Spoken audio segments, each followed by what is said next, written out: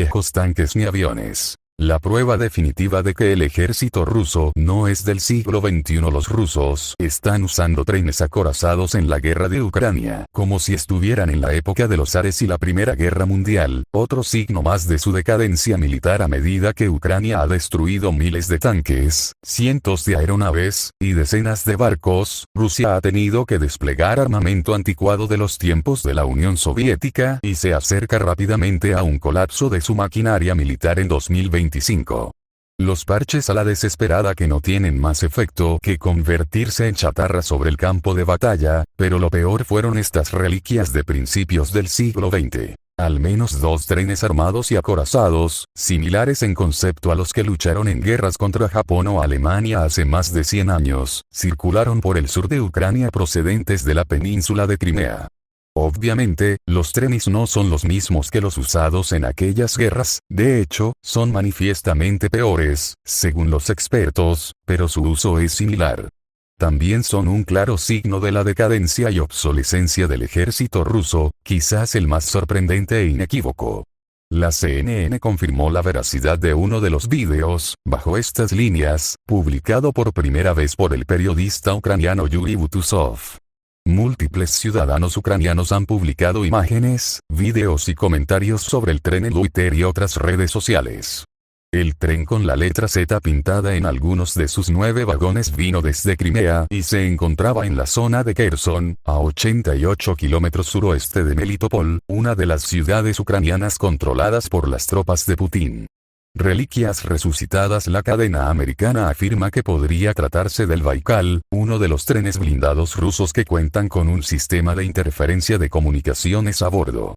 El Baikal también está equipado con torretas antiaéreas, blindaje de 20 milímetros de espesor, además de ametralladoras y espacios para francotiradores.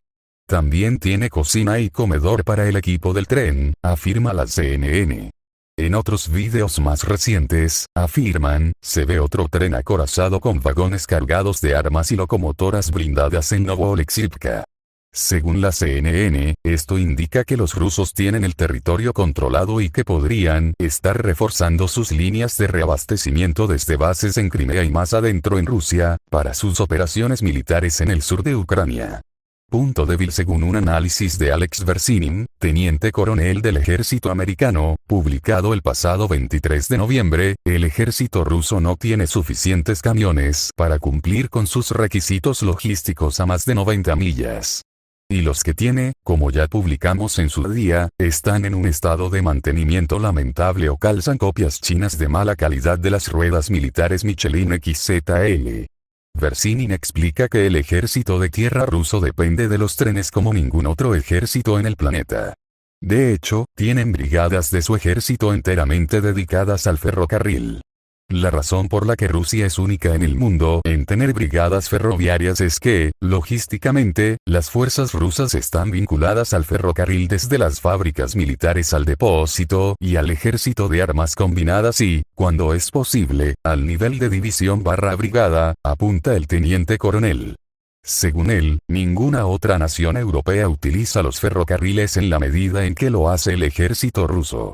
Además de los trenes de suministro en general, los rusos y la Unión Soviética han usado trenes acorazados equipados con armas en la guerra ruso-japonesa de 1904, en la Primera Guerra Mundial, su propia guerra civil después del golpe de Estado y Revolución Comunista y en la Segunda Guerra Mundial.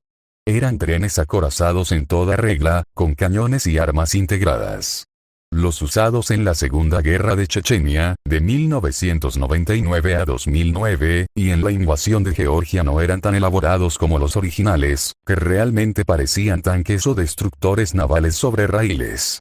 Los retiraron a finales de la primera década del siglo XXI, desmantelando y almacenándolos hasta que decidieron resucitarlos en 2016.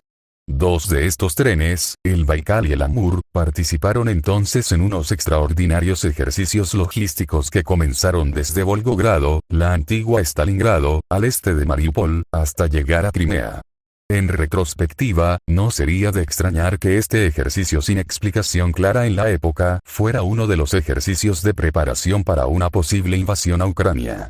Un ejército de tierra obsoleto, pero el uso de trenes de esta clase no es un signo de potencia sino de debilidad.